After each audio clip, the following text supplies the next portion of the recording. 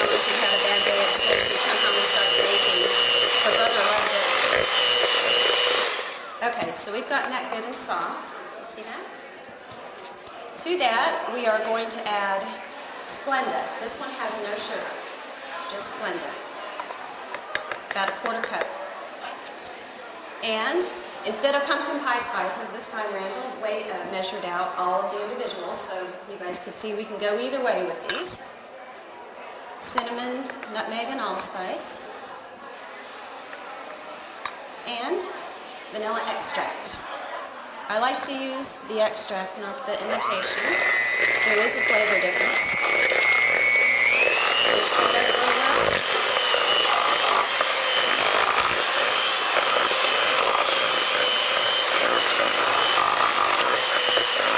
Okay. Now I'm going to use a little bit of food coloring. It's up to you. Here's what it looks like without the food coloring, but if you want it to have a little more pumpkin-y color, you can use a little bit.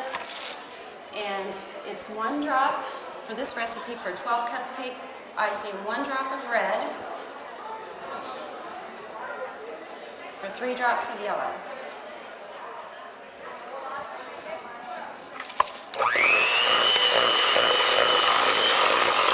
And it's a subtle change, but it looks a little more pumpkin.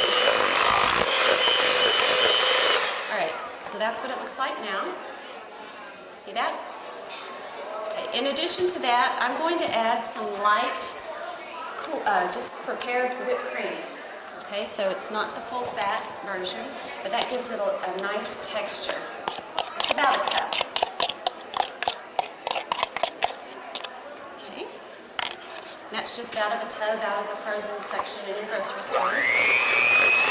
With that in, don't worry about breaking down the air bubbles. It doesn't matter because there's enough stiffness to the cream cheese that it'll hold up really fast.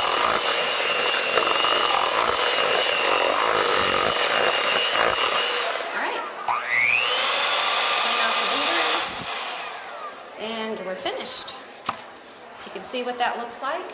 And it's not as stiff as a traditional cupcake frosting. It's somewhere between a frosting and a glaze. But it has a very nice flavor. Alright, so Randall or Jim, can you get me the frosting? These magically bake themselves while we were cooking. I made these yesterday.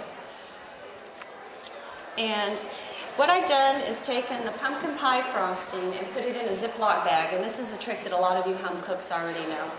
Instead of using an icing bag that's extremely difficult to get clean, you can just cut a small hole in the corner of a Ziploc and squeeze it out on your cupcake or your muffins to frost it with. If you wanted to get a little fancier and if you had a stiffer frosting, you could use a piping assembly to decorate, and all you do is stick it right inside that hole, cut the hole large enough that you could use it like a pie frosting bag. It's a lot less expensive, and then you just throw the bag away. So here's how it works.